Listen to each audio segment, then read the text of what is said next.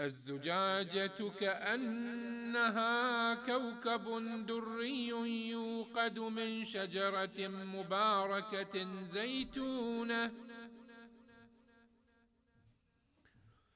يوقد من شجرة مباركة زيتونة لا شرقية ولا غربية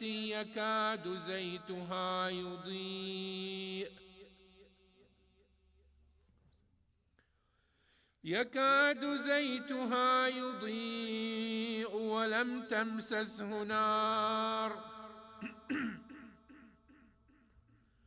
نور على نور يهدي الله لنوره من يشاء ويضرب الله الأمثال للناس والله بكل شيء عليم في بيوت أذن الله أن ترفع ويذكر فيها اسمه يسبح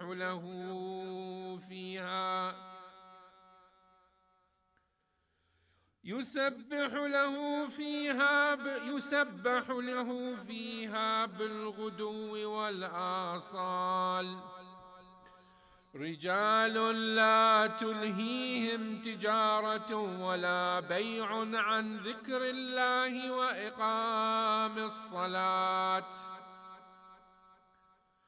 وإقام الصلاة وإيتاء الزكاة يخافون يوما تتقلب فيه القلوب والأبصار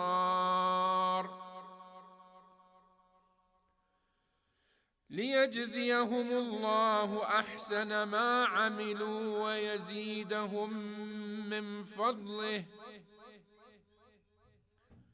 والله يرزق من يشاء بغير حساب والذين كفروا أعمالهم كسراب بقيعة يحسبه الظمآن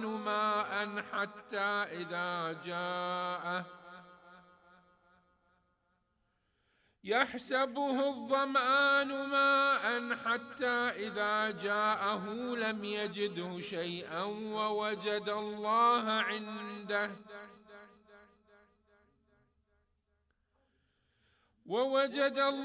عنده فوفاه حسابه والله سريع الحساب أو كظلمات في بحر لجي يغشاه موج من فوقه سحاب ظلمات بعضها فوق بعض إذا أخرج يده لم يكد يراها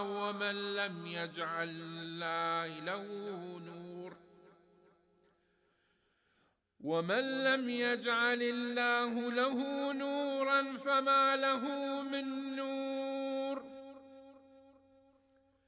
ألم تر أن الله يسبح له من في السماوات والأرض والطير صافات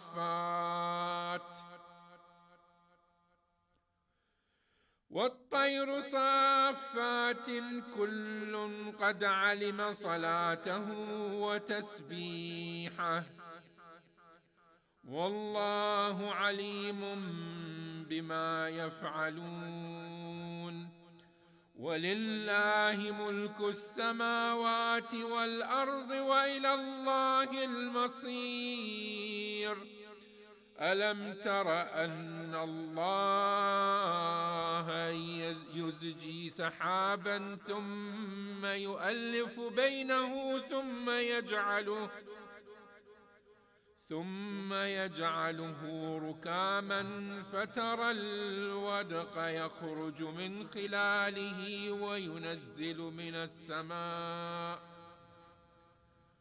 وينزل من السماء من جبال فيها من برد فيصيب به من يشاء ويصرفه عن من يشاء، يكاد سنا برقه يذهب بالأبصار، يقلب الله الليل والنهار، إن في ذلك لعبرة لأولي الأبصار. صدق الله العلي العظيم. اللهم صل على محمد وآل محمد وعجل فرجهم.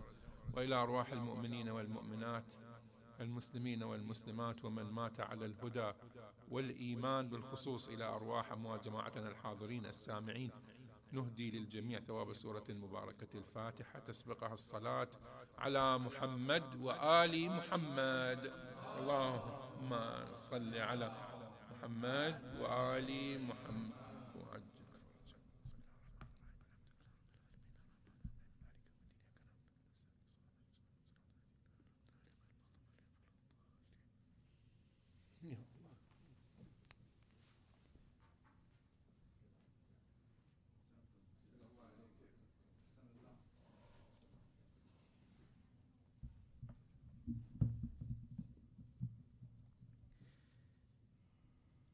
أعوذ بالله من الشيطان اللعين الرجيم. بسم الله الرحمن الرحيم.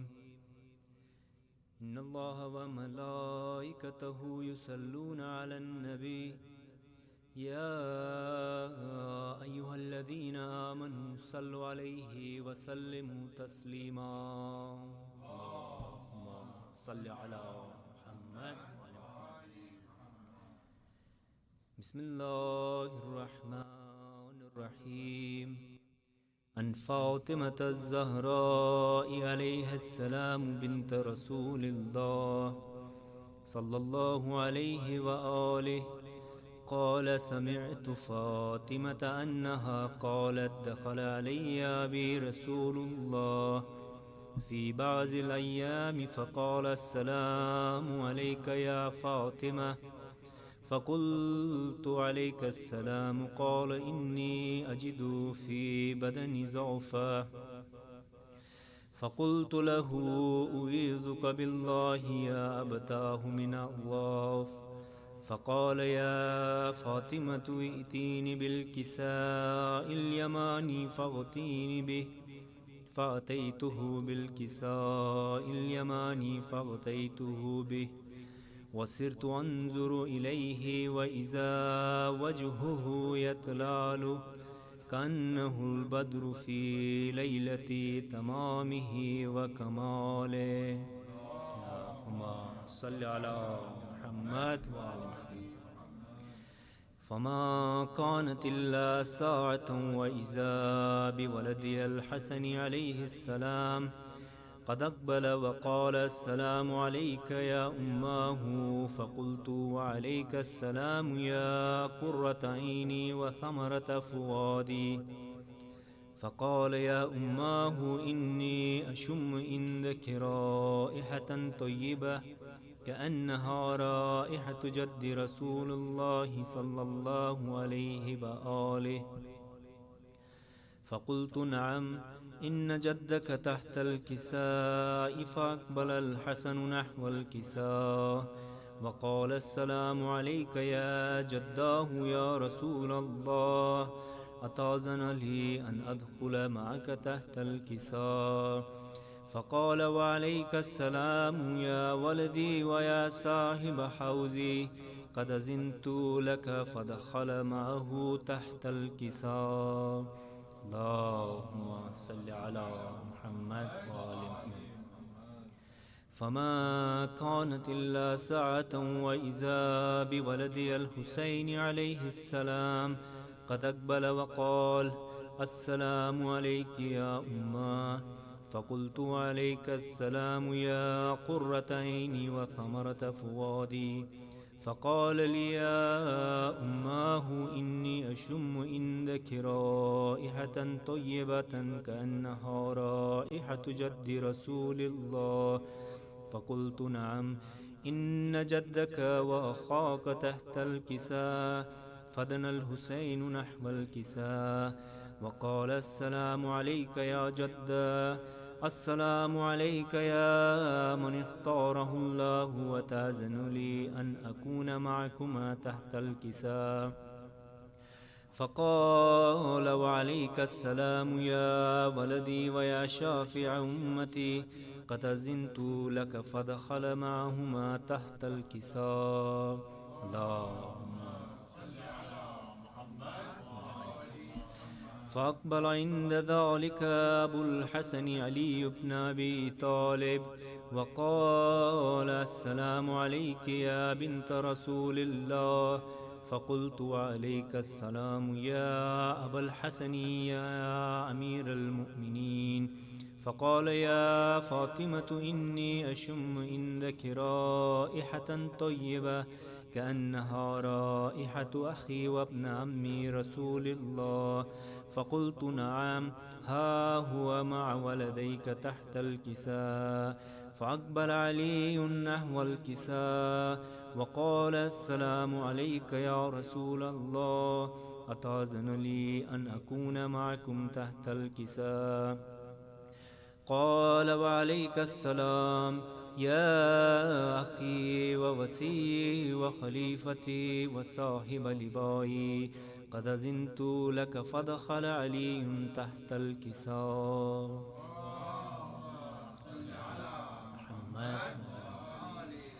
ثم أتيت نحو الكساء وقلت السلام عليك يا أبتاه يا رسول الله، أتأذن لي أن أكون معكم تحت الكساء؟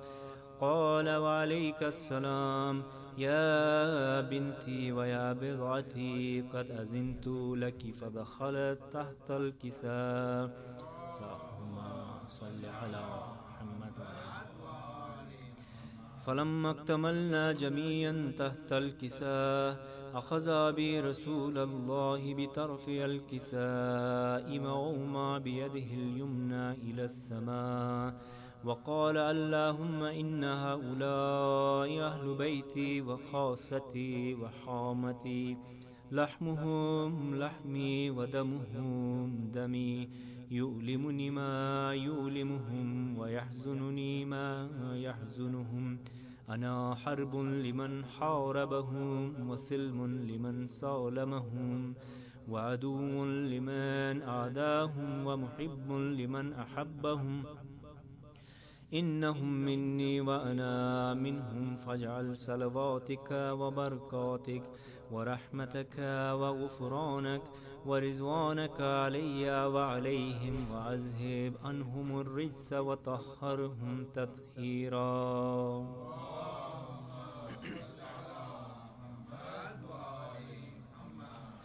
فقال الله عز وجل يا ملائكتي ويا سكان السماوات، إني ما خلقت السماء مبنية ولا أرضا مضحية ولا قمرا منيرا ولا شمسا مضيئة ولا فلكا يدور ولا بحرا يجري ولا فلكا يسري إلا في محبة هؤلاء الخمسة الذين هم تحت الكساء.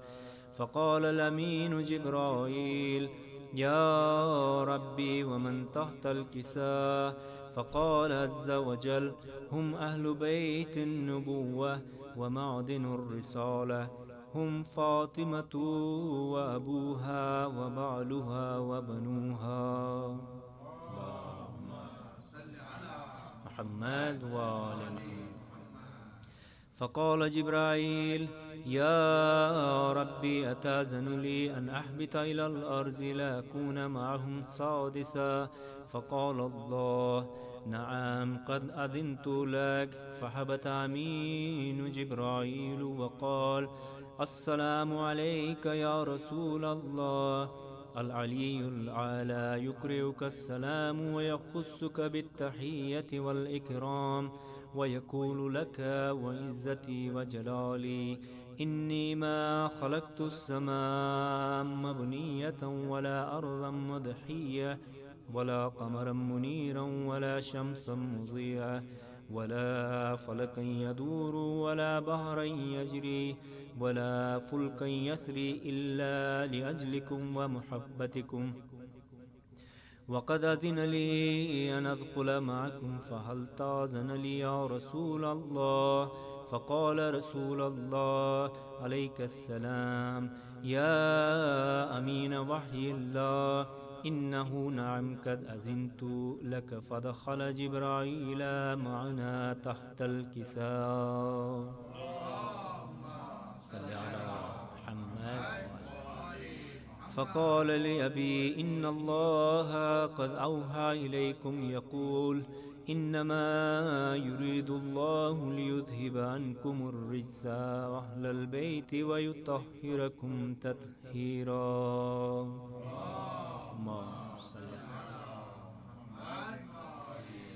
فقال علي لأبي: يا رسول الله، أخبر لما لجلوسنا هذا تحت الكساء من الفضل عند الله. فقال النبي صلى الله عليه وآله: والذي بعثني بالحق نبيا واصطفاني بالرسالة نجيا ما ذكر خبرنا هذا في محفل من محافل أهل الأرض، وفيه جمع من شيتنا ومحبينا، إلا ونزلت عليهم الرحمة وحفت بهم الملائكة واستغفرت لهم إلى أن يتفرقوا. فقال علي عليه السلام: إذا والله فضنا وفأز شيتنا ورب الكعبة. اللهم صل على محمد.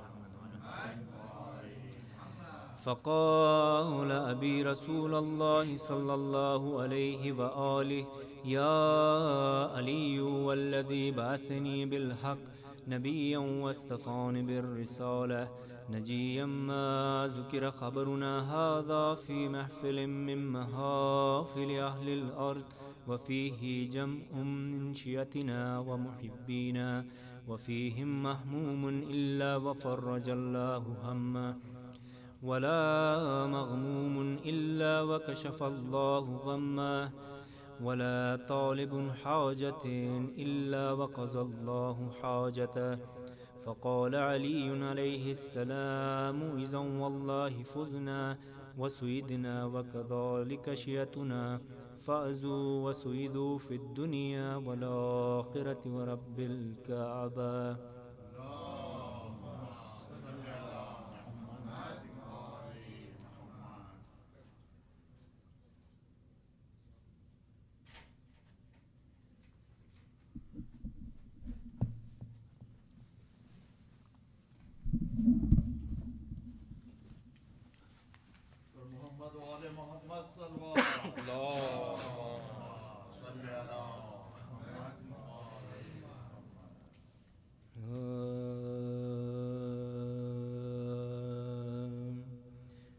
तुझ पे नाज़ा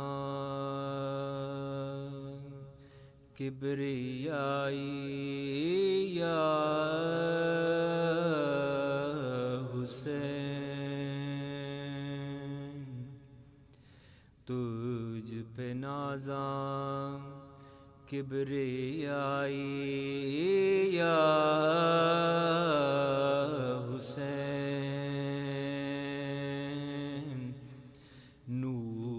चश्मे फातिमाई या हुसैन, नूर चश्मे फातिमाई या हुसैन। लुट रही है करबला के दश्त में,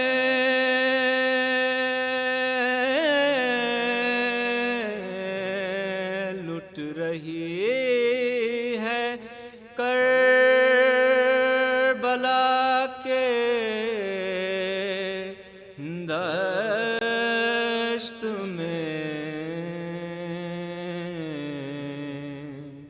سیدہ کی کل کمائی یا حسین، سیدہ کی کل کمائی یا حسین، آنکھ تر ہوتی ہے میری اس گھڑی،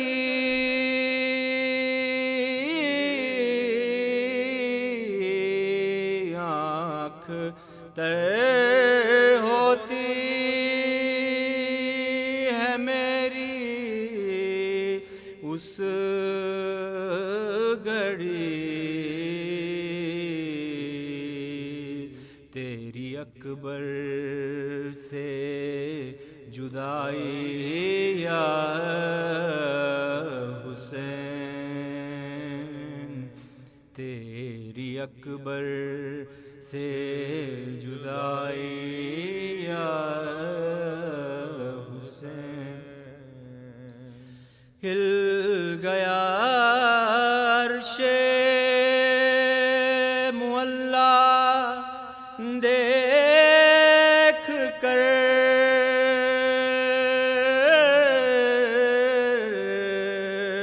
ہل گیا عرش معلا دیکھ کر، دشت میں تیری لڑائی یا حسین، دشت میں تیری لڑائی یا حسین، مالک کوثر پہ پانی بند ہوا،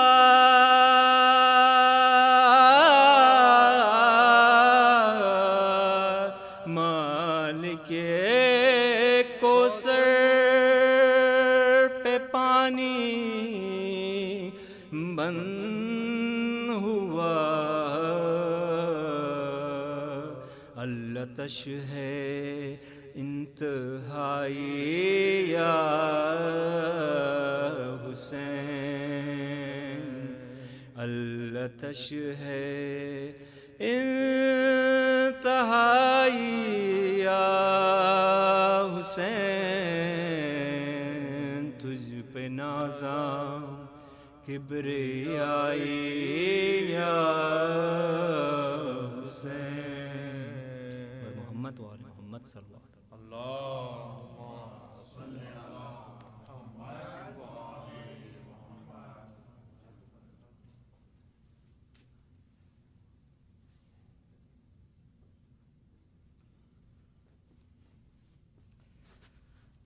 محمد و آل محمد صلوات۔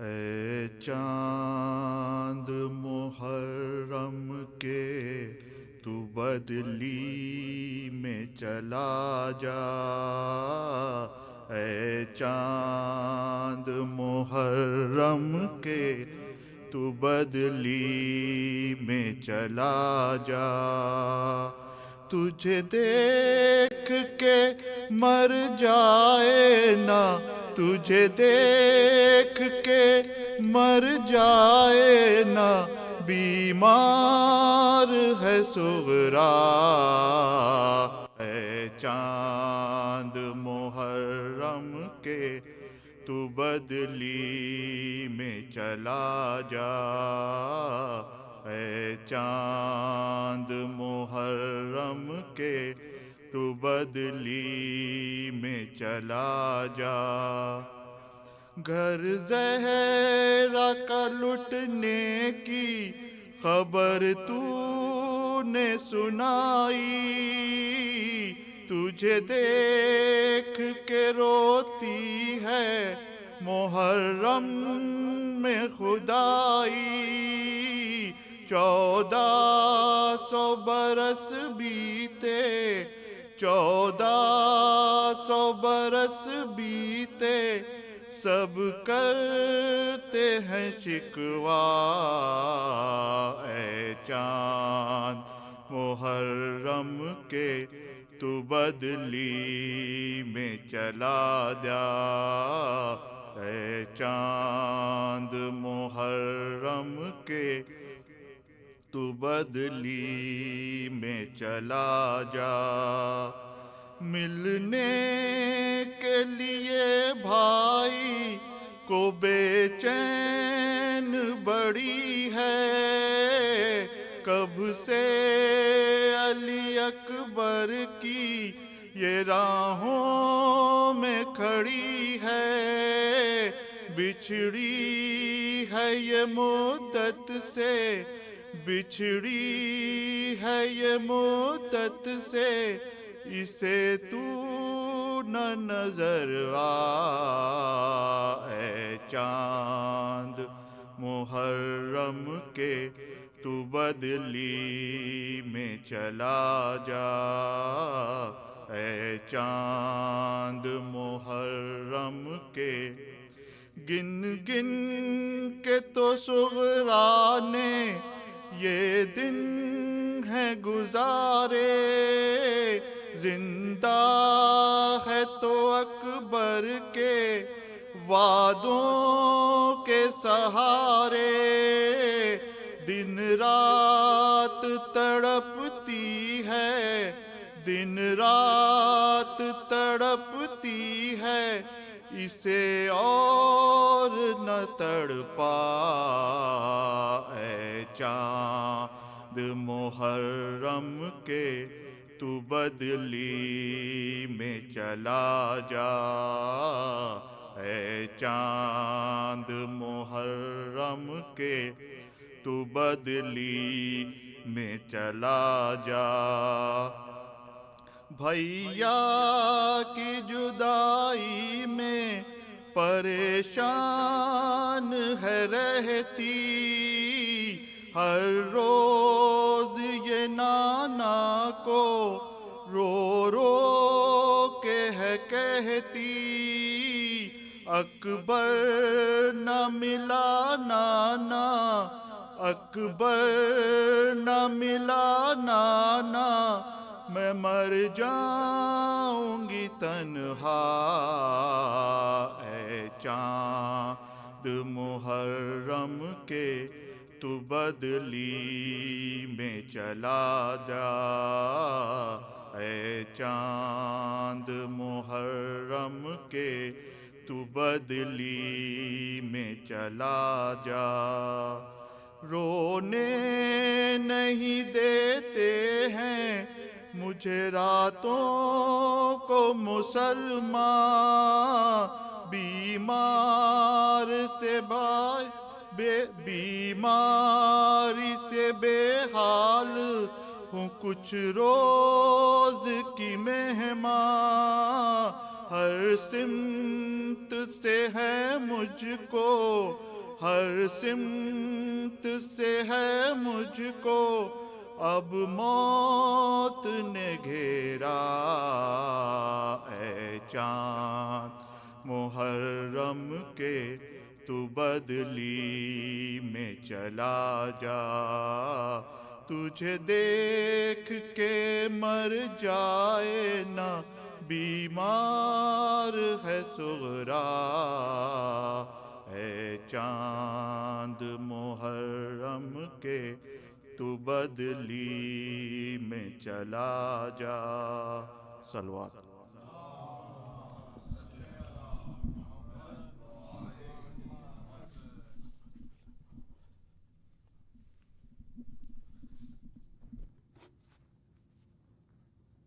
بارے دیگر سلامات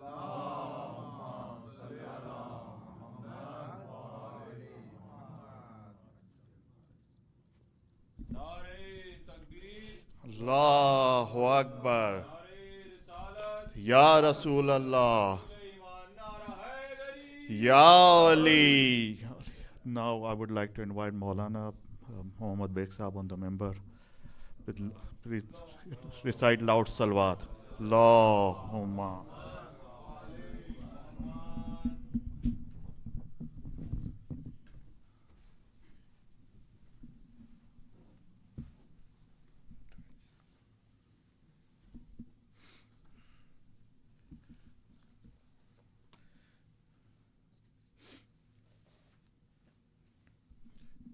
Bare digar salawat.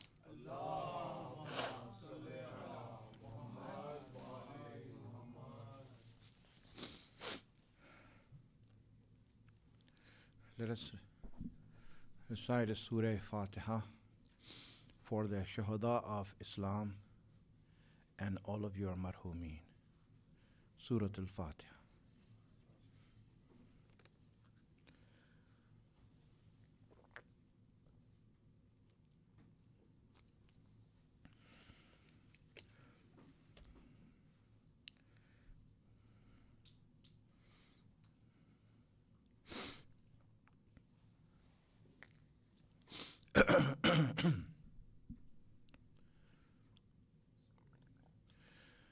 حسبنا الله ونعم الوكيل نعم المولى ونعم النصير أعوذ بالله من الشيطان اللعين الرجيم بسم الله الرحمن الرحيم الحمد لله رب العالمين والصلاة والسلام على أشرف الأنبياء والمرسلين سيدنا ومولانا أبي القاسم محمد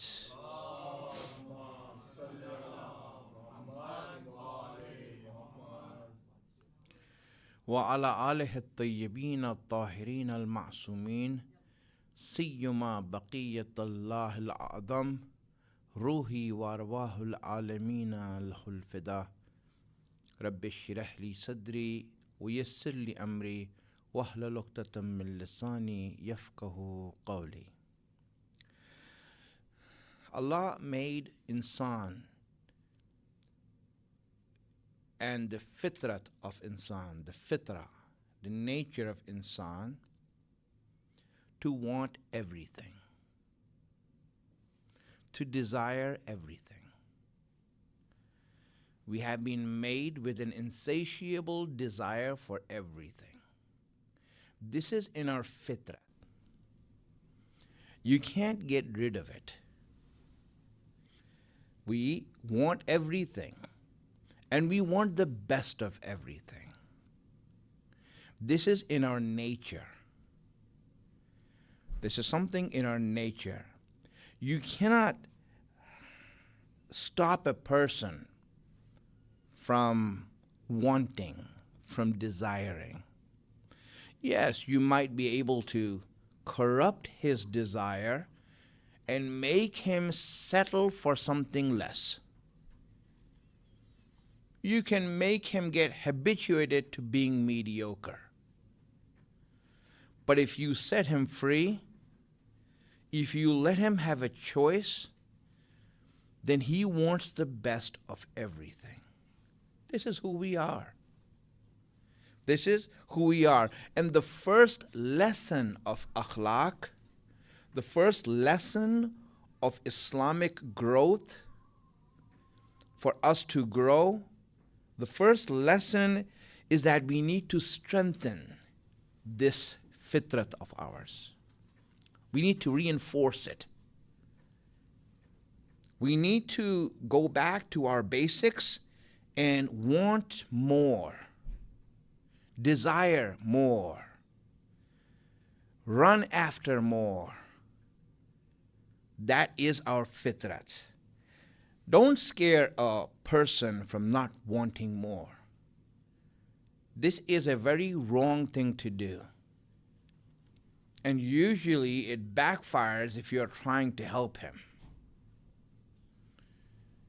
It backfires when you're trying to train him. People have lost their basic instinct of being greedy. – – – – – – – – – – – – – – – – – – – – – – – – – – – – – – – – – – – – – – – – – – – – – – – – – – – – – – – – – – – – – – – – – – – – – – – – – – – – – – – – – – – – – – – – – – – – – – – – – – – – – – – – – – – – – – – – – – – – – – – – – It's in our nature to be greedy. It's in our nature. to have greed, tama. It's in our nature. And the more we increase it, the better it is for us. The better it is for us. And the problem is that we, as a human being, if you look around, and inshallah I will explain this, we have been made to want less and to settle for being mediocre. Instead of wanting excellence, instead of wanting greatness, we are told, no, just be happy with what you have. And so people, instead of going with their fitrat, they started to corrupt it. The first lesson of Islamic growth in the Islamic framework of development, you heard the hadith before. It says that the first 7 years of a child should be what? He should be king. Yes, al-walado sayyidun sab'a sinin. Your child should be sayyid, the chief, the king. For the first 7 years, he should be the king. You don't disappoint a king. You don't put pressure on a king. You don't give taklif and responsibility to a king, someone who's in charge. In other words, for example, it is wrong to ask a child, do you love me? You're putting pressure on him. You're giving him taklif to choose. He shouldn't be doing that. You shouldn't say, do you love me? It's a wrong thing to say. Rather, you should say, I love you. To let him know that you are in charge. You're the king. You are the object of desire. You can have what you want. Reinforce that. People, and a lot of times in our training, that's what we do. A lot of people, they go very fast in trying to curb this. They make haste.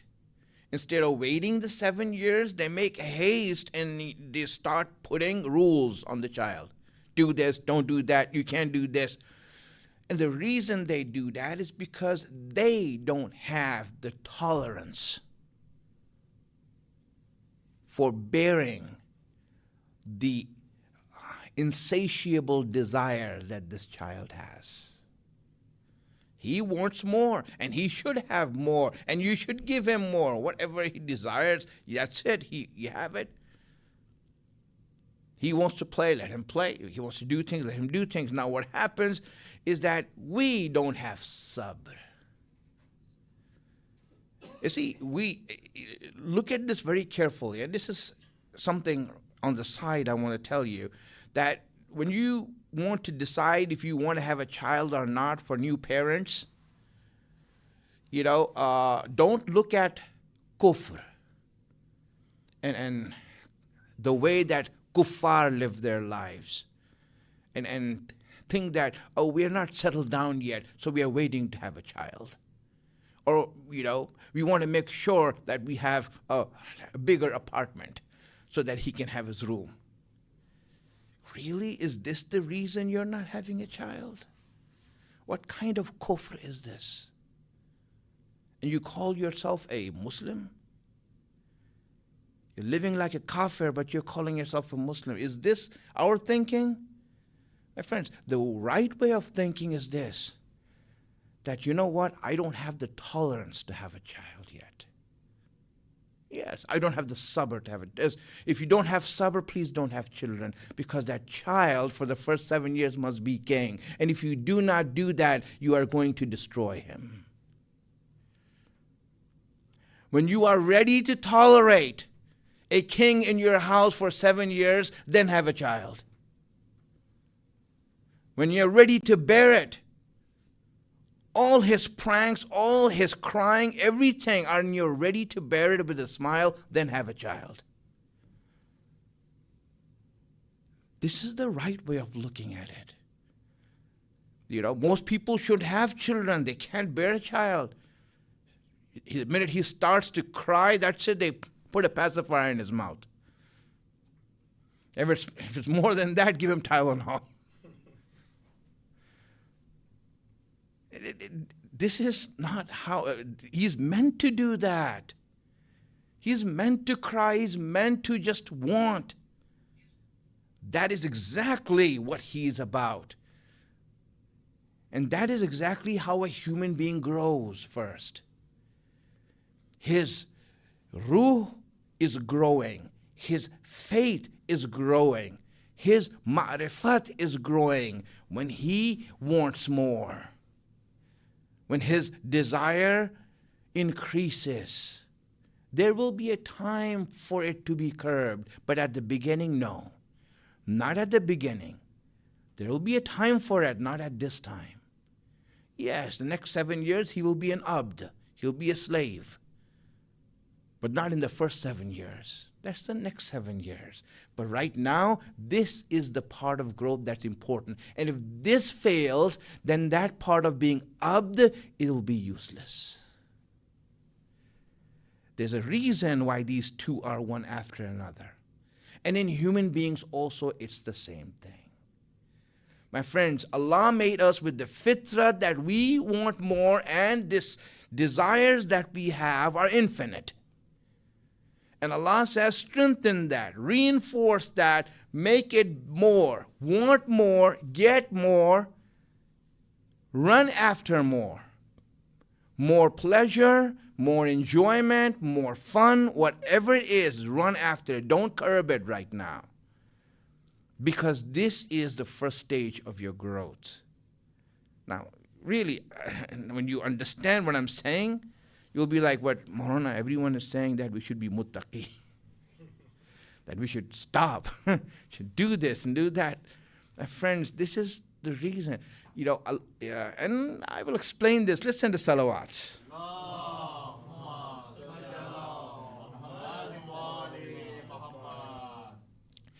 The growth of man starts with reinforcing this nature that he has of wanting infinite, wanting more, wanting the best for himself.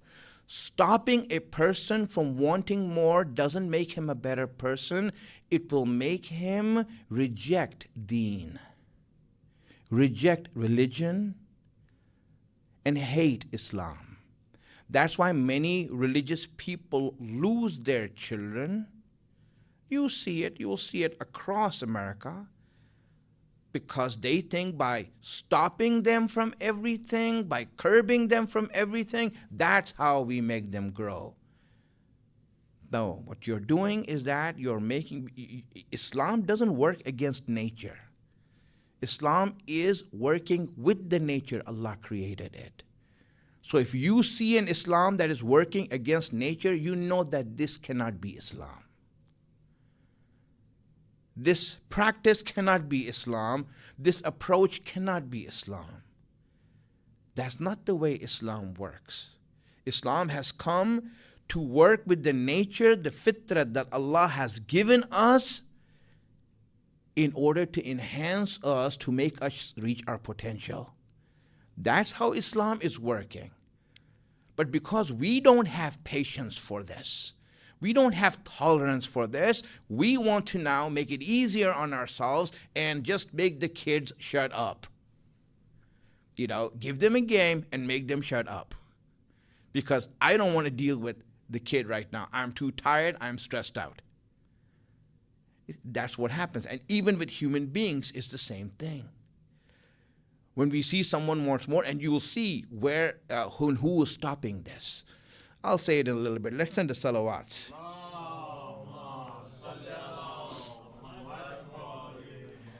In other words, my friends, Allah made us self-centered. He made us all narcissists.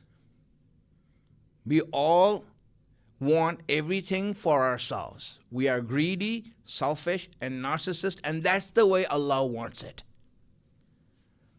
Who said being greedy is bad? Who said that being a narcissist is bad? Who told you that? That you shouldn't be self-centered. No, you should be self-centered. You should be self-centered. You should want yourself. You should be selfish. Everyone should be selfish. And when they are, this is Islamic akhlaq 101. But what happened is that you'll see this, that people have just corrupted the way Islam has taught people, how Allah has taught, how Ahlul Bayt have taught. They just want the easy way out. Just start with the rules and all that. No, wait. There's a time for that. There's a time for that. First of all, let's grow with our nature. Our nature is to want infinite, so want infinite. Want it for yourself, want it for yourself. And when a person becomes self-centered, he will become the best person to serve humanity. Because he will realize that serving humanity is in his benefit. The problem is that their self-centeredness has been misguided. If a person is working for himself, being selfish, he would realize that this is in my benefit to help others, to serve others. Otherwise, if that wasn't there, he wouldn't be served. What are you serving others for? Some vague idea that inshallah I'll get some ajr somewhere. Or something will happen somewhere good. Bro, that's not. You are selfish. You want it. Allah said want it more so that you can serve more and sacrifice more. Salawat ala Muhammad wa ala Muhammad.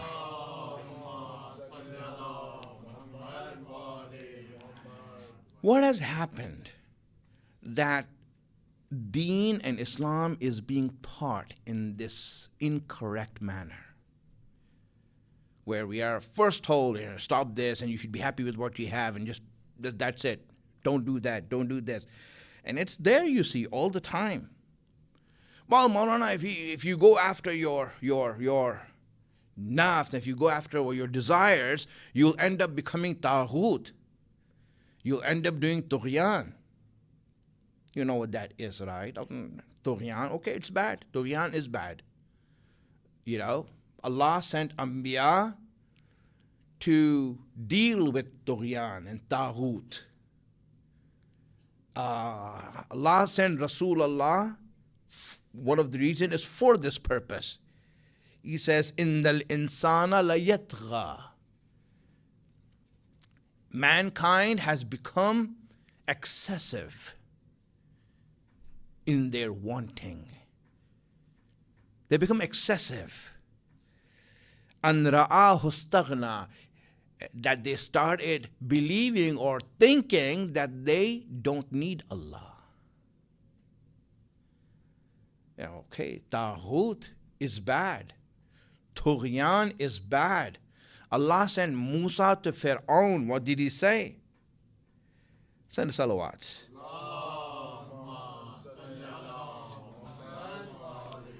Idhab ila Fir'aun innahu tagha. Go to Fir'aun, he has become Taghut.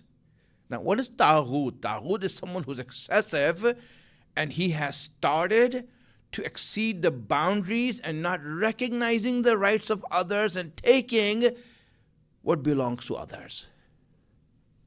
Taghut, yes, that is a problem. But you know what? The main problem is not Taghut. Understand this very well. Those who are taghut, or you can say nowadays superpowers, who have everything, who steal from everyone, they can do whatever they want and boss everyone around, dominate over others. You know, this taghut that we are talking of, them being taghut is not the problem. My friend, how did they become taghut?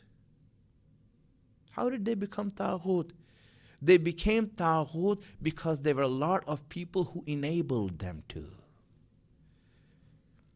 The problem are the enablers of tughyan, those who enable them.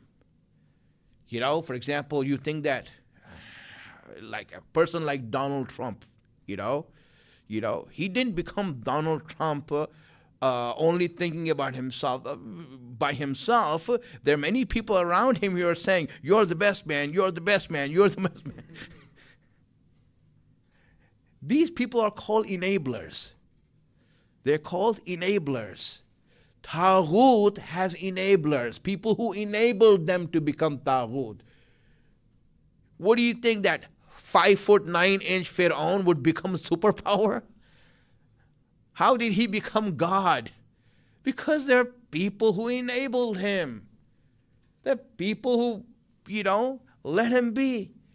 How did that happen? Well, the way it happens is because the main question is, why did you settle for less? Why did you settle for being mediocre? You people settle for being mediocre, settle for less, were happy with whatever you had, and that person wanted more, he grabbed more because he had more, because you were once being muttaqi and not getting what is yours. That person started growing because he wanted more, and hence at the end became Taghut. So my friends, the only problem is that you wanted less, he wanted more. That's it. So the question is, why did you want less? Who told you to want less? Who told you to settle for mediocre? These superpowers became superpowers because you have been told that, no, you can just be like that. These zalimeen, these superpowers have a twofold strategy of dominating over others. Simply put. Very simple, so you think about this. The first thing that they do, the first strategy that they have, is to get people involved in useless enjoyments. Something that is not worth anything. For example, video games. Here you're playing games. And you're playing games and you win. So what happens if you win? I just won. I just want to play another game now. That's it. So while you're playing games and you're watching movies and you're into these stupid, frivolous activities, and you're happy with that, someone else is taking power, someone else is taking what is yours, and then at the end, dominating over you, he becomes a superpower, you become the third world. That's first strategy that they have. Get them involved in useless things. The second strategy they have is to create a false religion, a false deen, a false Islam that tells people, don't be greedy. Be happy with what you have.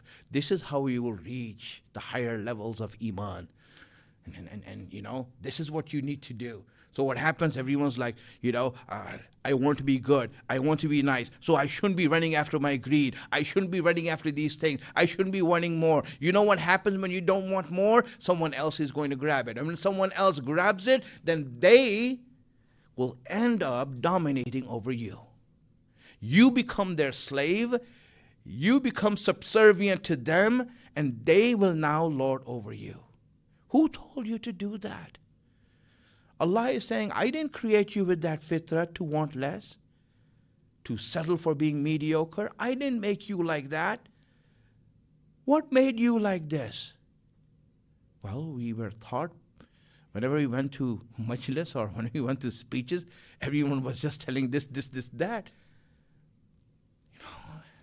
Listen, where do you curb your desire? At what point do you curb your desire? First, you need to have desires. Then you need to guide them.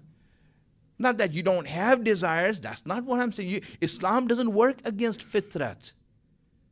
If I made your fitrat, and if I made your nature to want and to desire infinity, to want everything, to want the best of everything, it means that my deen has come to make that stronger, that fitrat stronger.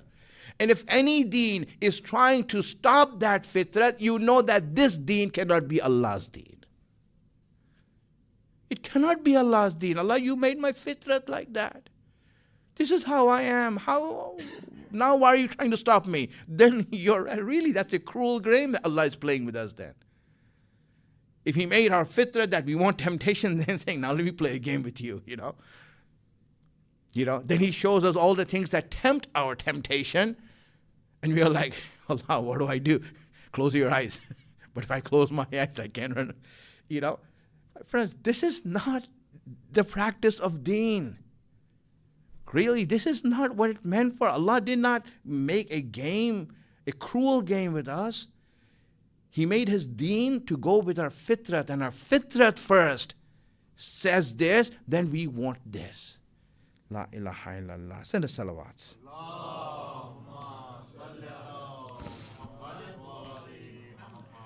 My friends, those who wanted less, who didn't want more, and who settled for less, and who were happy being mediocre,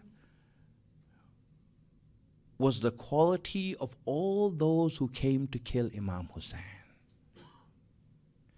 Everyone who stood opposing Imam Hussein were people who were happy with being mediocre, settling for less. That a Taghut can now direct them to kill the grandson of Rasulullah. And they were happy doing that because they're happy with less. They were mediocre people, little people. Does Allah want us to become like them? My friends, on the other hand, if you look at Imam Hussein's people, those who were Imam Hussein, these were people who wanted infinite, who were not happy with what they have. They wanted more. You think a person like Zuhair ibn Qayn was some sort of a loser who didn't have anything to do? He was retired. He had nothing to do but die. So now he's like, okay, let me just die with Hussein. I'll get something out of it. You think that was the thinking of Zuhair? You think that was the thinking of Hur? Well, these people had everything. They wanted more than that. These people had everything. They wanted more. They had greed for more. They were not happy with what they had. They were winners. They were successful. They had it and they wanted more. And they saw that that was with Hussein.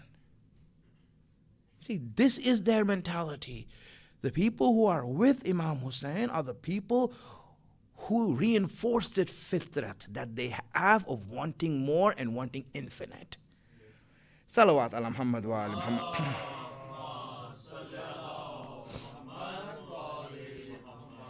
So my friends, Allah did not send Islam to destroy our fitrat. Allah sent Islam to guide our fitrat. That inspiration we have, the motivation we have from our own nature, Allah wanted us to guide that. But if we destroy that, let's say I become someone who doesn't want more. I become someone who is happy with being mediocre. I am someone, for example, who is happy with the less that I have. Then Islam is here. And Islam will say, okay, I want to guide this force of yours, but you destroyed that force. You see, you destroyed the motivation. You destroyed that power that you have. So now what is Islam going to guide you? First of all, you need to have that force. You need to want more. You need to want infinite. You need to desire infinite. Then Islam came and said, okay, let me give direction to this. Let me show you where to go to want more. Let me show you what you have to do to want more. Then Islam can guide you. But if you destroyed this nature and don't want more, then I'm sorry, Islam is useless for you. What is Islam going to guide when you don't have any motivation? What is Islam going to guide when you don't have that inspiration? When you don't have that force because you curbed it and destroyed it? My friends, this is how we grow. Salawat ala Muhammad wa ala Muhammad.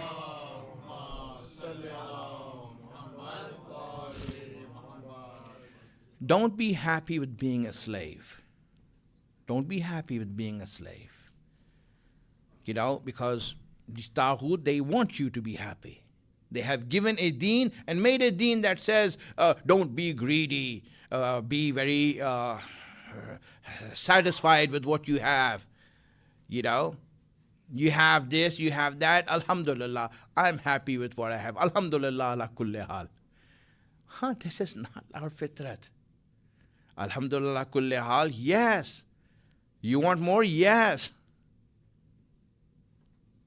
Alhamdulillah kulli hal has a second sentence that says, yeah, I want more though.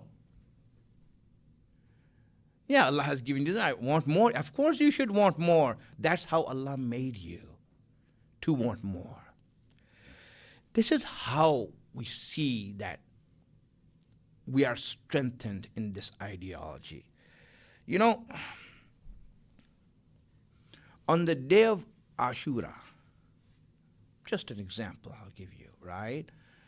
On the day of Ashura, what happened is that Allah spoke to Hussein and said, Hussein, you are at an intersection. You need to make a choice. You need to make a choice. If you want, I will wipe this army out for you, and it will be finished. And if you want, you can let the flow go on, and you will become shaheed. Either way. I can stop this army and then just take it all away, and the whole thing will be finished. You are free to go. And on the other hand, I will... You can go on with what you're doing. This all will go on, and you will become shaheed, and you will die. But let me tell you before this, Hussein, either way, I love you. Either way, whether you choose this or you choose this, you are dear to me. And nothing will change that. Nothing will change that, Hussein. So now the choice is yours. Today, the choice is yours, not mine. You choose. Hussein, you choose. Hussein chose the ending of what will happen in Karbala. Hussein chose that. It wasn't imposed on him. Hussein chose that, my friends. He was free to choose. This is something special. Understand this? Allah won't be like, Hussein, I put you in this situation, you have no choice now, but give shahadat. No, my friends. This is not how it works. Allah says, Hussein, you are the master. You choose. You think that you're going to become any less by choosing otherwise? No, you will not. You choose, Hussein. Surah Fajr. Allah says to Imam Hussein, Irja'i ila rabbika radiyatan mardiya. Return to your Rabb, radhi with him, and in a maqam of marzi. You chose this, Hussein. You are in charge. You are a free man. Hussein chose to be Allah's slave. Inshallah, we will come to that. But my friends, that the idea of wanting infinite, Hussein knows where infinite is. Hussein knows where infinite is. We should want it. Friends, there is a fear There's a fear that if religion is taught in the wrong way, if Islam is learned in the wrong way, it is hurting our growth. It is making us people who will stand against Imam Hussein, not with Imam Hussein. And what we want to discuss is, what makes us stand with Imam Hussein? I want to be that person. I want to be that person who stands with Imam Hussein. Well, how do I become that? Well, there's a way. And that's what we discuss in these majalis. How do I reach Karbala? How do I reach and I be with Imam Hussein? La ilaha illallah. My friends, the first way is by being greedy. By reinforcing this greed inside of you to want more. You have to want more. If you're happy with less, you can never stand with Imam Hussein until Ashura. You can't stand with Imam Hussein if you want less than that. You should want the best for yourself. Really, don't be happy with less than the best. Let me just say a little thing over here, right? I'll just take a break right now from the speech to say a little tangent, but inshallah it will be helpful for you. Let's send a salawats.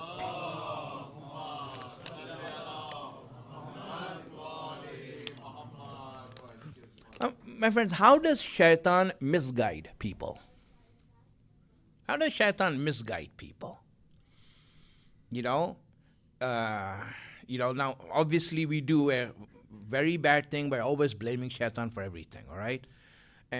And shaitan is going to, absolve himself of that on the day of judgment and say, hey, listen, I didn't do all those things. They did it themselves, right? That's their problem. They did it themselves. I was not even there to meet them. In fact, I don't even know this person, never met him in my life. Because most of us, shaitan has never met. He doesn't come to people who have already lost. He's like, okay, you're happy yourself. Take a break, man. Shaitan only goes to those, top guns, those who are like really harmful for his mission, he goes to them because he sees that they're the ones that he needs to pull down. But you know how shaitan misguides a person? The first question, the first choice that shaitan gives is never a choice between good and evil. This is where we make a mistake. We think that shaitan is going to come to us and he's going to give us a choice, good and evil. Like, okay, what do you want, water or beer? Now tell me, my friends, if we were offered that, what would we choose? Water. Choose water, fine. You're like, I thought you were smarter than this. It would be right? This is what he does. He doesn't do this. He does not do that. He doesn't come with the first choice of good and evil. That would be the worst thing. And it would not work. So obviously he's smarter than that. The first choice that shaitan puts in front of you and what he makes you choose is not bad, but he makes you choose good. He wants you to choose good. I just want them to choose good. Okay, I choose good. Over what? Over what is best. Make a choice. This is halal, but this is better. Now, the question is, mashallah, halal, Allah made it halal, so let's do it. You see, that's the first choice he makes them. And when we choose good over best, what we do is that we train ourselves to be mediocre, to want less, to settle for less. That's what we do. Do you understand that? Then he will take us one step down. And then he'll give a choice close to each other. And we get used to that. Now that we have trained ourselves to be mediocre, now he will bring us down to a choice where haram is involved. See what happens when you are okay with mediocre? That is an incorrect Islam. It's the wrong practice, the wrong approach. You know, that sort of Islam, the question you will see that is raised will show you the wrong Islam. That this is not Islam. For example, a question from wrong Islam would be, Maulana, is this halal? That question is wrong. For example, are tattoos halal? Okay, that's the wrong question. You know? Well, you know, if you ask that question, answer will be different. But what, okay, so what should I ask then? What should I ask? Okay, you know what should you ask? If you really want to know what you should ask, would Imam Hussein get a tattoo? Now the answer will be different. See, the answer would be different now. You see this? This is the difference between what is good for you and what is best for you.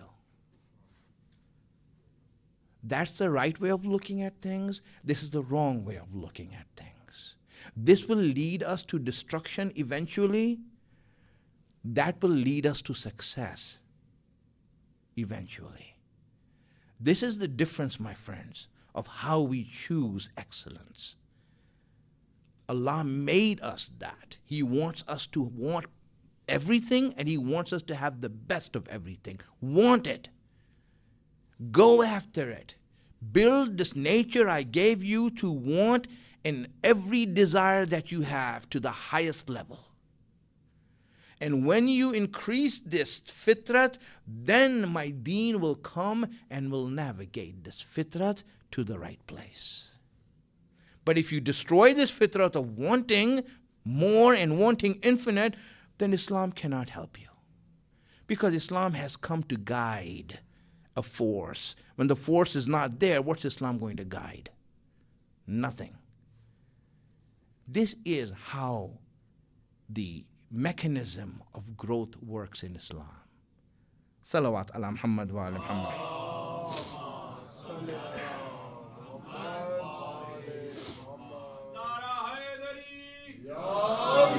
MashaAllah. That's it, my friends. Inshallah, who's going to take the most advantage in this Muharram amongst you? This Muharram is right here. These days are right here now. Imam, and who amongst you is going to take the most advantage of this month, of these days? These are like days that are so precious. Who's going to take the most advantage? You know who? The one who has the most greed. The one who wants it the most. Are you greedy enough? Do you want it? How much do you want it? Ask yourself this. How much do you want it?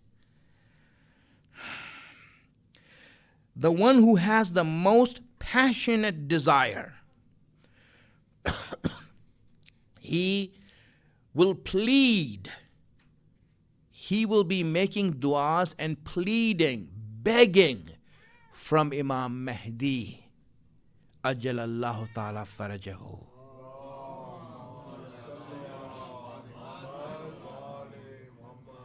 He will be begging him that, Imam, I have come to the majlis of Imam Hussein. I came to the tent of Imam Hussein. Imam, please don't let me leave here until I die with Hussein.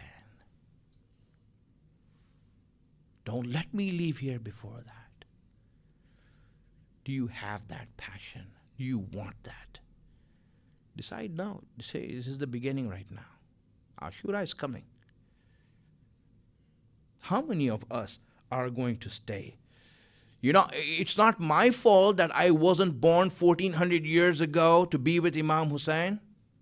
That's not my fault, but Muharram has come again. I can make that decision right now to be with Imam Hussein, and I want it. I desire it. How much do you desire it? those who don't come with this desire, they are going to leave Imam Hussein before he dies, before he's gone. Yes, my friends.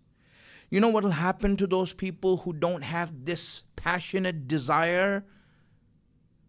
You know what will happen to those people who don't want it all the way? You know what will happen to them? Imam Hussein is going to be so respectful to them. He will be so polite with them. You have come here. Imam Hussein respectfully and politely will thank you. And he will thank you and says, I thank you for your participation in these majalis.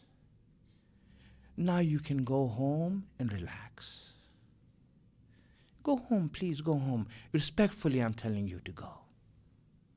Go home. Relax. You know, and if you need help, I will be there to help you. Imam Hussein is saying, I will be there to help you. Whenever you're in need, call me, Ya Hussein, I will be there to help you. Now you can go. That's all you wanted, right? That's all you came to the majlis for. Just participate, get some ajr and go. Well, go ahead. MashaAllah. You got your ajr, now you can go.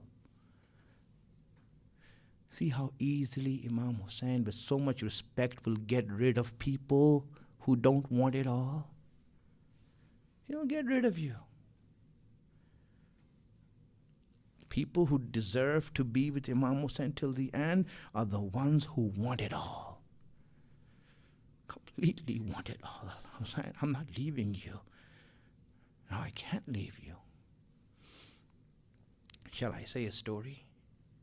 I want you to think about the story I'm telling you. It's real, historical, very real story. It is like mind-blowing.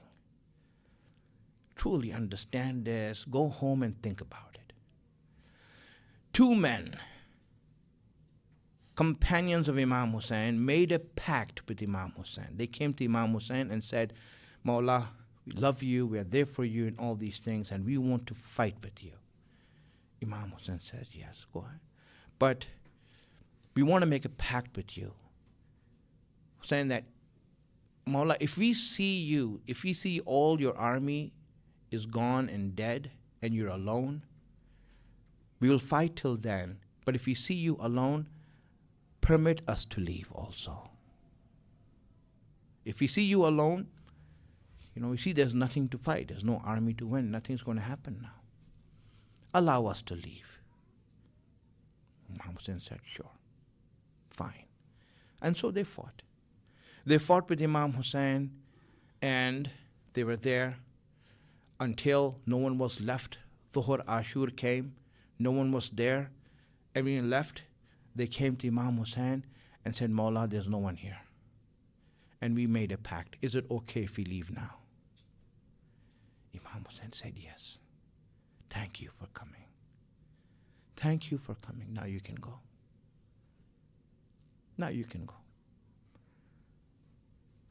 My friends, really think about it. How much do you want? How much passion do you have to be with Imam Hussein? Imam Hussein is there giving you. You want to attend the majlis and get the ajr and go. Imam Hussein will be happy and more respectfully will tell you, please, go home and relax. And remember, I'm there for you. I will help you. I will help you whenever you call me. But that's all you wanted from me. See, that's all you want from me. If you wanted more, I would have given you more. Many people go for ziyarat, you see. What do they get after? Did they get what they want? That's it. They went there, alhamdulillah, felt good, felt nice, felt this, and they came back with some tabarukat. La ilaha illallah. If they wanted more, they could have gotten more. How much do you want, my friends? La ilaha illallah. Let's think about this. Hazrat Ibrahim, when he made dua for his children, when he made dua for his children, in that dua you see that he said, Ya Allah, that Afidatan minan nas tahwi ilayhim. Allah, make the hearts of people crave for my children. Crave for them. Tahwi means desire, passionately, want more of them, crave for them. Ibrahim made this dua in the Quran. Let the people crave for my children. My friends, if you do not crave for Hussein, we should be craving for him. We should have this passionate desire for him. And when you do not have that passionate desire for Hussein, when you do not crave for Imam Hussein, what happens? What happens is that Hussein will be cut into pieces. That's what will happen. Hussein is going to be butchered. This is it, my friends. That's all there is for us right now.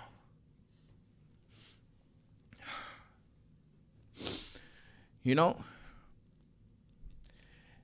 Hussein is entering Karbala on the 2nd of Muharram. 2nd of Muharram, Hussein is entering Karbala. He is now entering this land. Many people had warned him that do not take Zainab with you. Do not take your family with you. Hussein said, I am not the one taking them. Whoever is coming, it has been decreed that they're coming for a reason. There's an amr from Allah that is Allah's, not mine.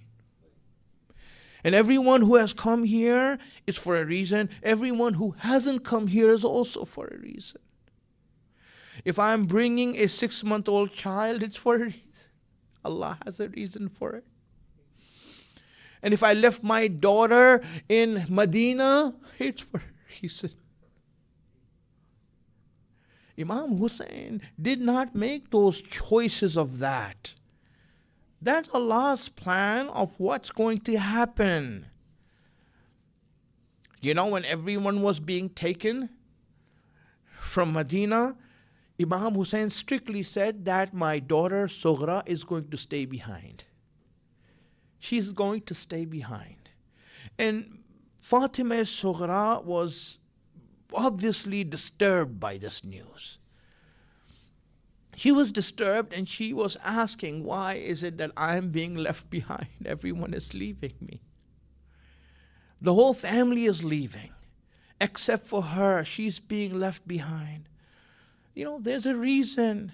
Imam Hussein, how could you explain to her? She's a young girl. How can you explain to her the reason? So it is said that Sughra went to Bibi Zainab and said, Aunt Zainab, please ask my father, why am I being left behind? Why am I being left behind? You know, Bibi Zainab asked Imam Hussein. Imam Hussein said, Zainab, do you want to know? Let me give you the reason Allah is looking at this and why He doesn't want Fatima Sughra to be there. It's not my decision, it's Allah's decision. He says, why is that? He says, Allah has given me children to be the replica of my parents and my fathers. Ali Akbar is the replica of Rasulullah.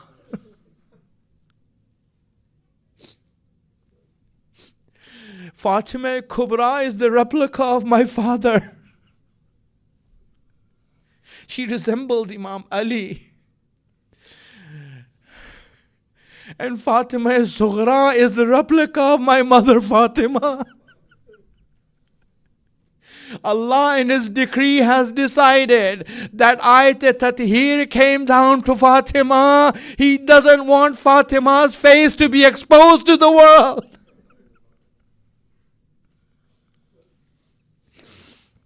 Ajrukum ala Allah. Ajrukum ala Allah. Hussein is entering Karbala. Everything has been decreed. Every piece has fallen into place. everything has fallen into place in the right way. Hussein knows this. He comes to Karbala, and as he comes there, his horse, Zuljana, stops there.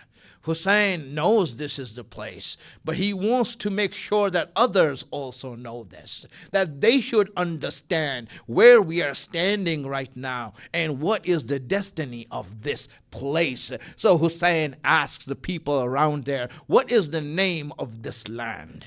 What is the name of this land? Some people say Shattul Farat. Then he says, no, there must be another name for it. Some say it is also known as Ghadariya. Then Hussein says, no, there must be another name for it. Some said that this is known as Nainawa. Then he says, okay, there must be another name. They all were looking at each other, and one old man came forward and said that I heard from my forefathers that this land is called Karbala. When Hussein heard that this is Karbala, he says, A'udhu billahi min karbin wa bala. I seek refuge in Allah from Karbala. Hussein started emphasizing Karbala to everyone, that this is Karbala. This is where things are going to happen that are unheard of. This is where every hardship is going to fall on the house of Fatima.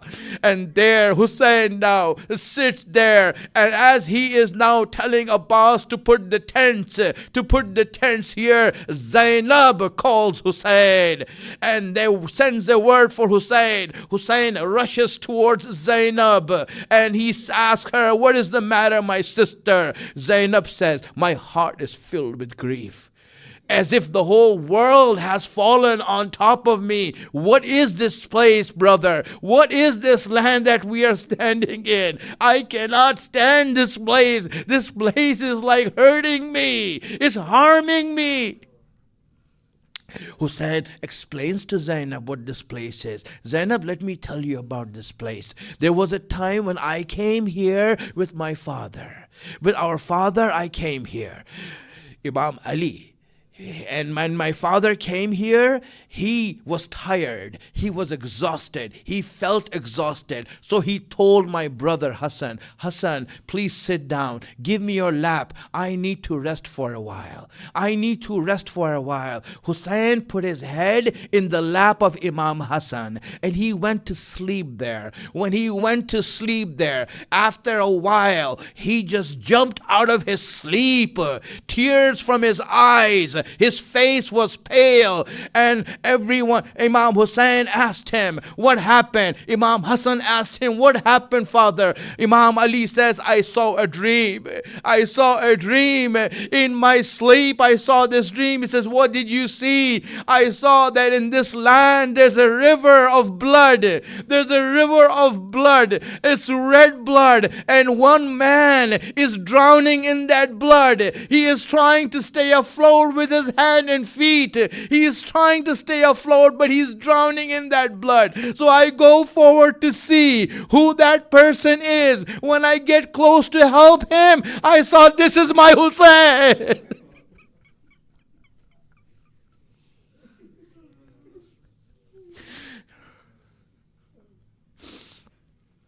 سيعلم الذين ظلموا أي منقلب ينقلبون يا محمود بحق محمد يا الله بحق علي يا فاطر السماوات بحق فاطمة يا محسن بحق حسن يا قديم الأحسان بحق حسين. Oh Allah, give us the tawfiq to be on the right path, the wisdom to understand your guidance.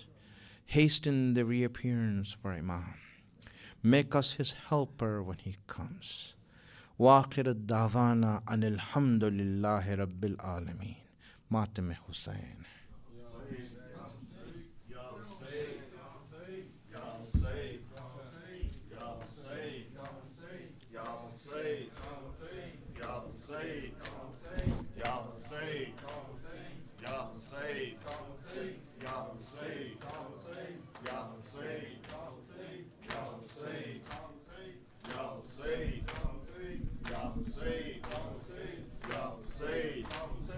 Ya Hussein, Ya Hussein, Ya Hussein.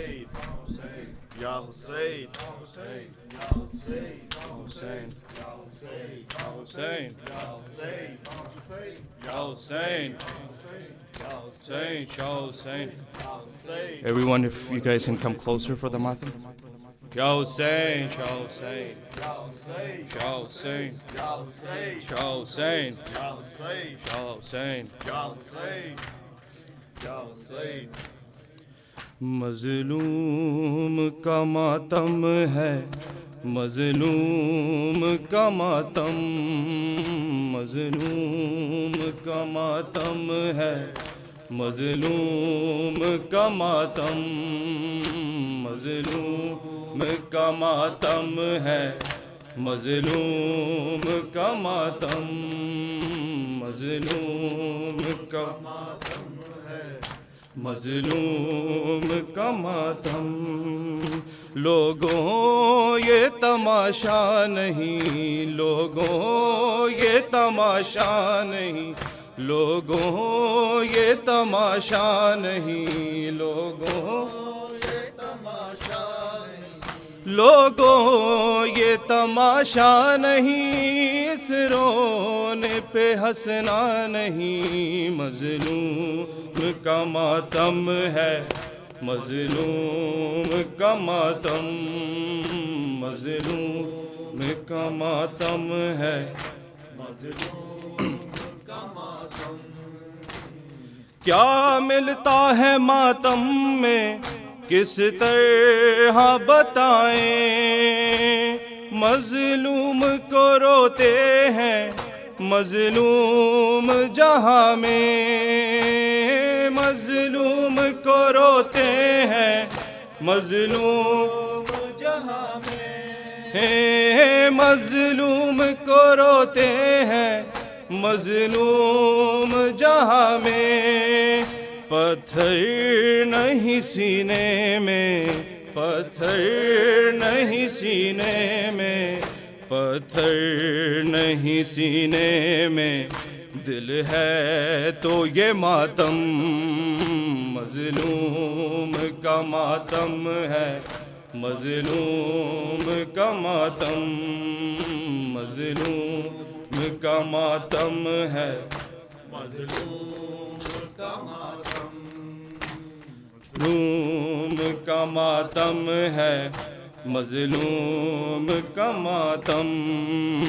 لوگوں یہ تماشا نہیں، لوگوں یہ تماشا نہیں، لوگوں یہ تماشا نہیں، اس رونے پہ ہنسنا نہیں. مظلوم کا ماتم ہے، مظلوم کا ماتم، مظلوم کا ماتم ہے، مظلوم کا ماتم.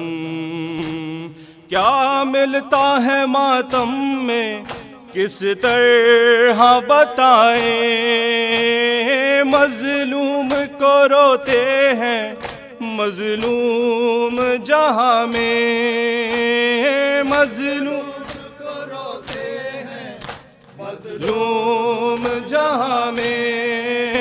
پتھر نہیں سینے میں، پتھر نہیں سینے میں، پتھر نہیں سینے میں، دل ہے تو یہ ماتم. مظلوم کا ماتم ہے، مظلوم کا ماتم، مظلوم کا ماتم ہے، مظلوم کا ماتم. گھر فاطمہ زہرا کا کس طرح سے اجڑا، جب ہوگی قیامت تو یوں آئیں گی زہرا، جب ہوگی قیامت تو یوں آئیں گی زہرا.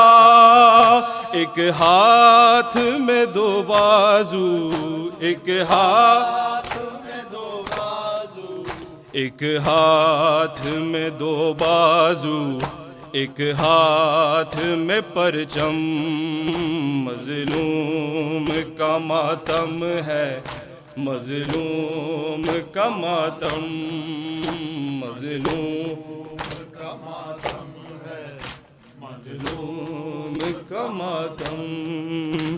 لوگوں یہ تماشا نہیں، لوگوں یہ تماشا نہیں، لوگوں یہ تماشا نہیں، اس رونے پہ ہنسنا نہیں. مظلوم کا ماتم ہے، مظلوم کا ماتم، مظلوم کا ماتم ہے، مظلوم کا ماتم.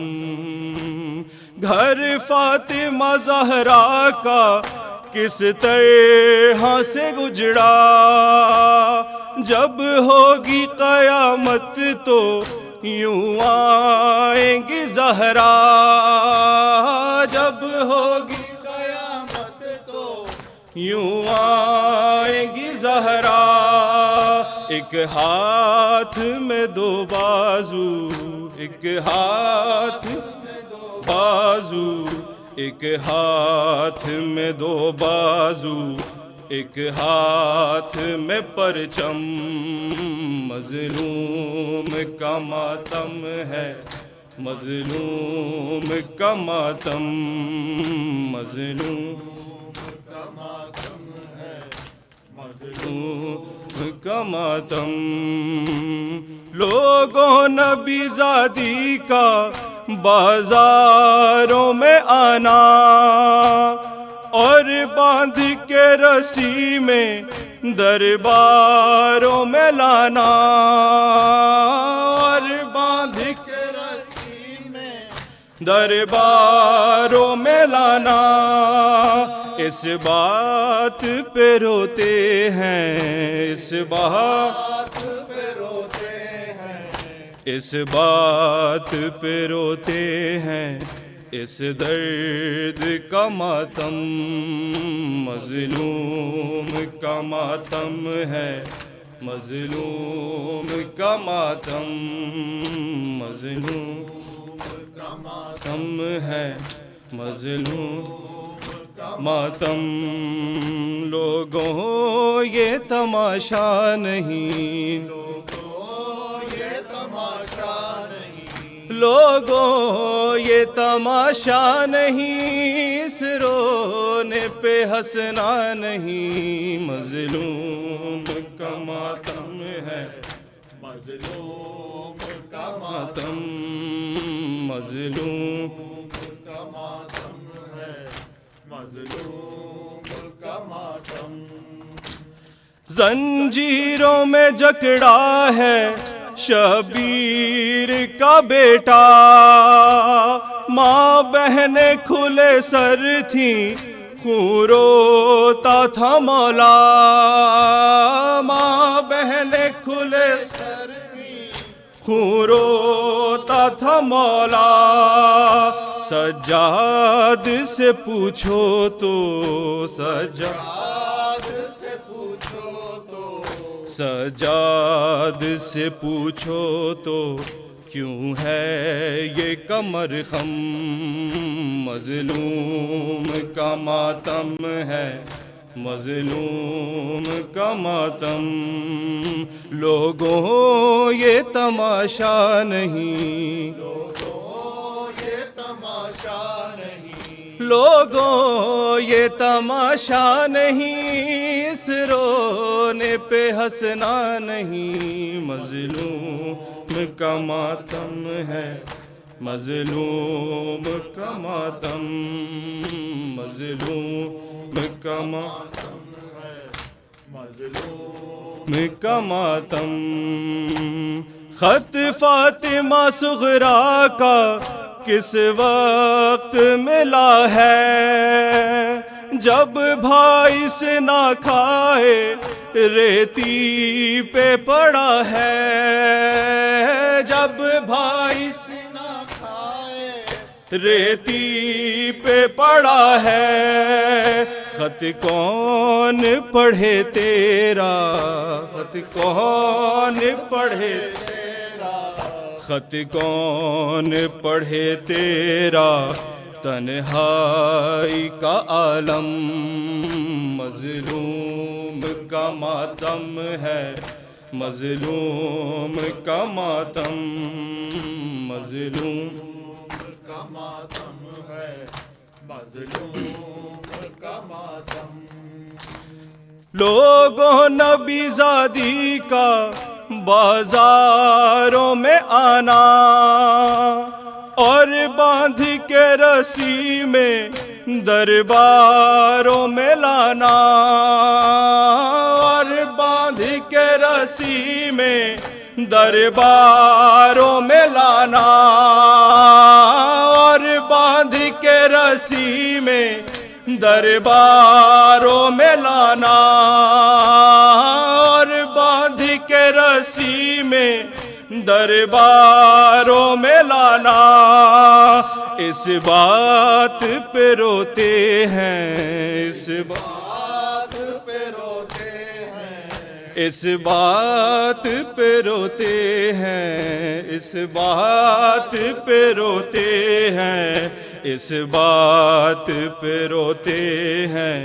اس درد کا ماتم مظلوم کا ماتم ہے، مظلوم کا ماتم، مظلوم کا ماتم ہے، مظلوم کا ماتم.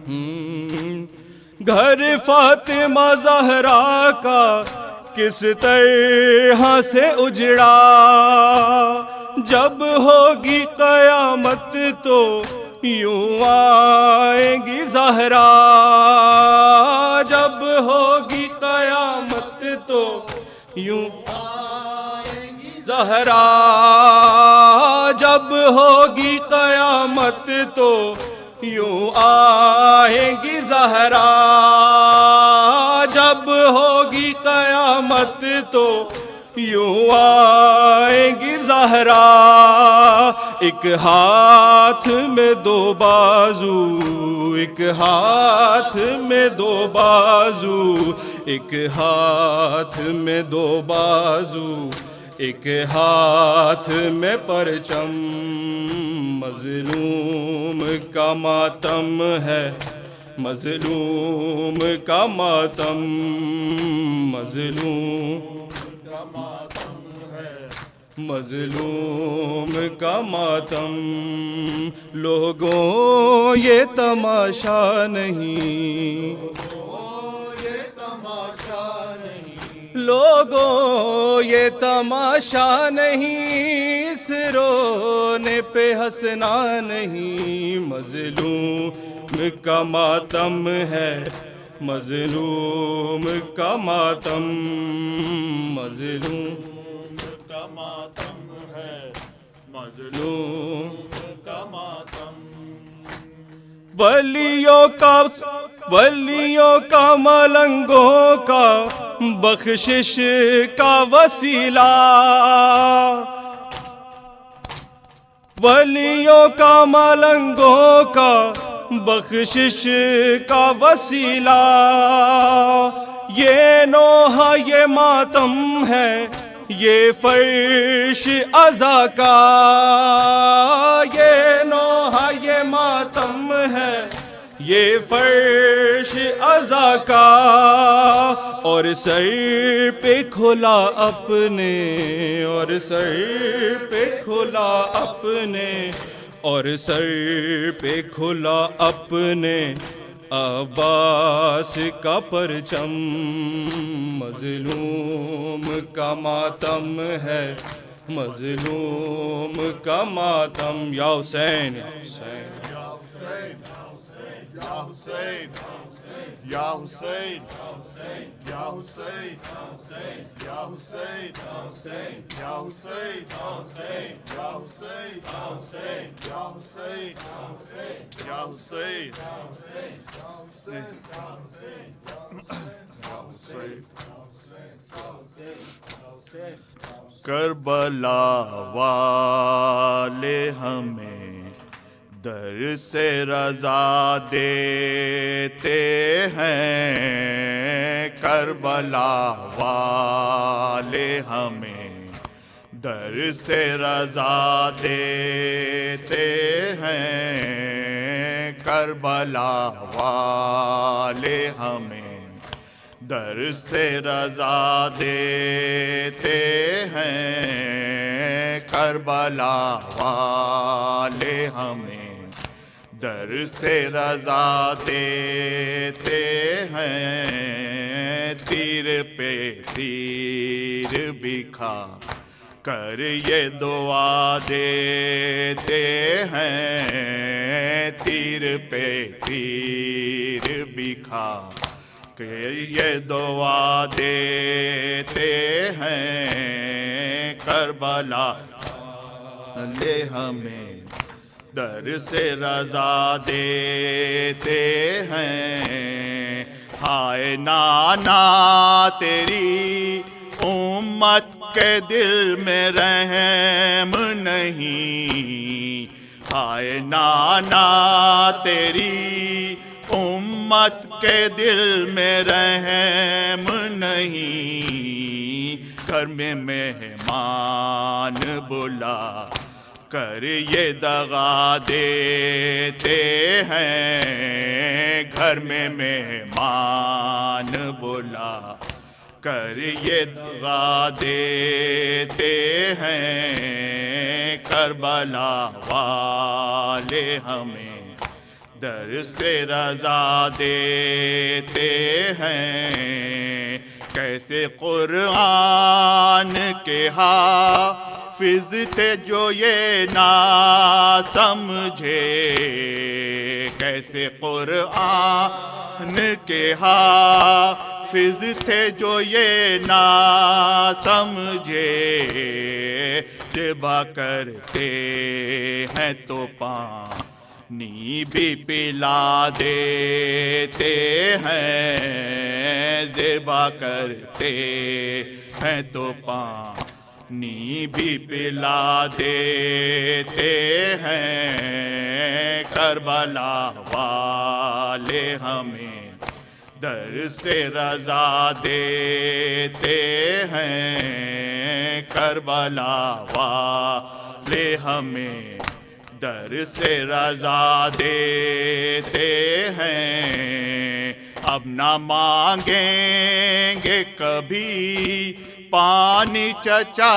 لوٹاؤ، اب نہ مانگیں گے کبھی پانی چچا لوٹاؤ، خشک ہونٹوں سے یہ معصوم صدا دیتے ہیں، خشک ہونٹوں سے یہ معصوم صدا دیتے ہیں، کربلا والے ہمیں در سے رضا دیتے ہیں، کربلا والے ہمیں در سے رضا دیتے ہیں، قید وہ قید کے سونے بھی نہ پائے عابد، قید وہ قید کے سونے بھی نہ پائے عابد، سو بھی جاتے ہیں تو زنجیر ہلا دیتے ہیں، سو بھی جاتے ہیں تو زنجیر ہلا دیتے ہیں، کربلا والے ہمیں در سے رضا دیتے ہیں، کربلا والے ہمیں در سے رضا دیتے ہیں، تیر پہ تیر بھی کھا کر یہ دعا دیتے ہیں، یا حسین یا حسین یا حسین Hussein, Ya Hussein, Ya Hussein, Ya Hussein, Ya Hussein, Ya Hussein, Ya Hussein, Ya Hussein, Ya Hussein, Ya Hussein, Ya Hussein, Ya Hussein, Ya Hussein, Ya Hussein, Ya Hussein, Ya Ali, Ya Eliya, Ya Bul Hasan Abu Turab, Bul Hasan Abu Turab. بھائی میرا قتل ہوا آئیے بابا شتاب،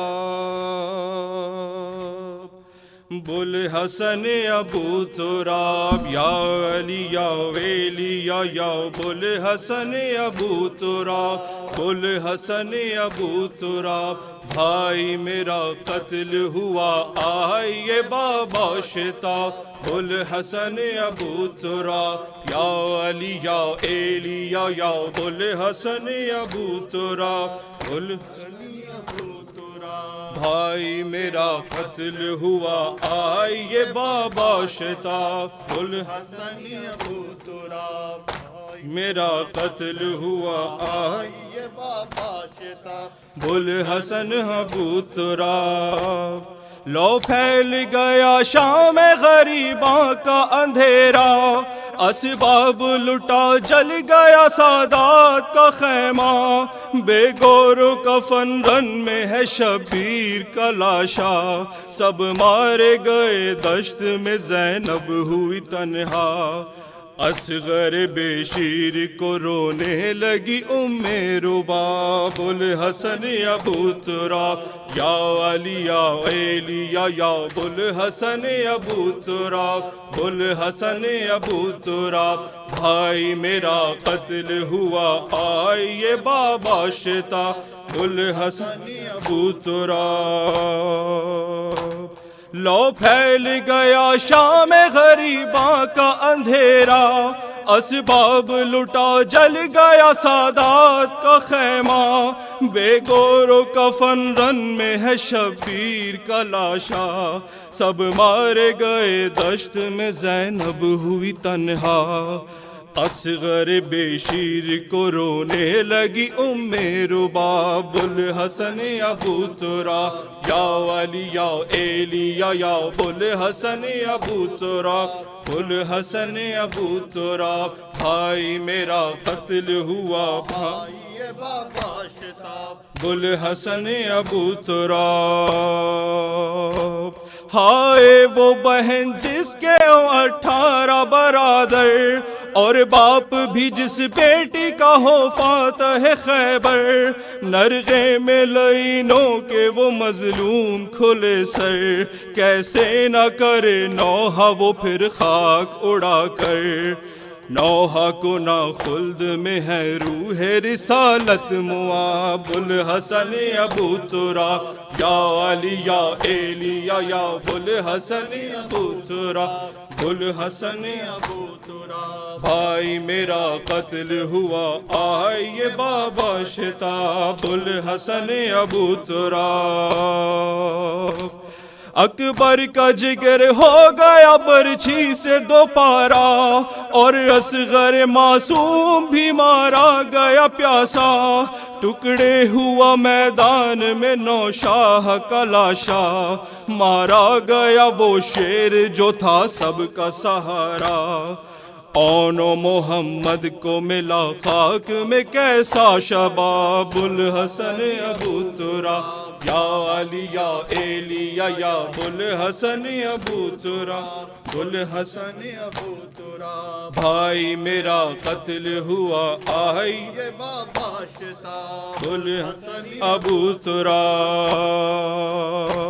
کٹ کے جو گرے خاک پہ عباس کے بازو، رکتے ہی نہ تھے آنکھ میں شبیر کے بازو، میں خیمے میں روتی تھی وہ روتے تھے لبے جو، ماتم ہی تھا ماتم ہی تھا ماتم ہی تھا ہر سو. کہتے تھے شبیر کہ یا لیتنی کنت تراب الحسن ابو تراب یا علی یا ایلیا یا الحسن ابو تراب الحسن ابو تراب بھائی میرا قتل ہوا آئیے بابا شتاب الحسن ابو تراب ریحان بہت ہو چکی اب اشک فشانی زینب پہ مصیبت کی یہ پردرد کہانی سب اہل عزا سن چکے سرور کی زبانی تھمتی نہیں آنکھوں سے یہ اشکوں کی روانی کون سنے قصہ غم کس میں رہی اتنی تاب الحسن ابو تراب یا علی یا ایلیا یا الحسن ابو تراب الحسن ابو تراب بھائی میرا قتل ہوا آئیے بابا شتاب الحسن ابو تراب یا حسین یا حسین یا حسین یا حسین یا حسین یا حسین مولا حق امام یا حسن یا حسین مولا حق امام یا حسن یا حسین یا حسین یا حسین وہ عابد بیمار تھا وہ عابد بیمار تھا چلنے سے جو لاچار تھا اور شام کا بازار تھا اور مصطفیٰ کی بیٹیاں مولا حق امام یا حسن یا حسین مولا حق امام یا حسن یا حسین یا حسین یا حسین شبیر کی وہ لاڈلی شبیر کی وہ لاڈلی سینے پہ جو شیخ پلی جس کی ابابن میں جلی منہ پر تماچوں کے نشان مولا حق امام یا حسن یا حسین مولا حق امام یا حسن یا حسین یا حسین یا حسین وہ اصغر بے شیر تھا وہ اصغر بے شیر تھا اور حرملا کا تیر تھا پیاسا گلا کیوں کر کٹا کانپی زمین اور آسمان مولا حق امام یا حسن یا حسین مولا حق امام یا حسن یا حسین یا حسین یا حسین شام غریباں چھا گئی شام غریباں چھا گئی عابد کو غیرت کھا گئی پہرے پہ زینب آ گئی عباس اور اکبر کہا مولا حق امام یا حسن یا حسین مولا حق امام یا حسن یا حسین یا حسین یا حسین یا حسین یا حسین یا حسین یا حسین یا حسین یا حسین یا حسین اللہم صلی علی محمد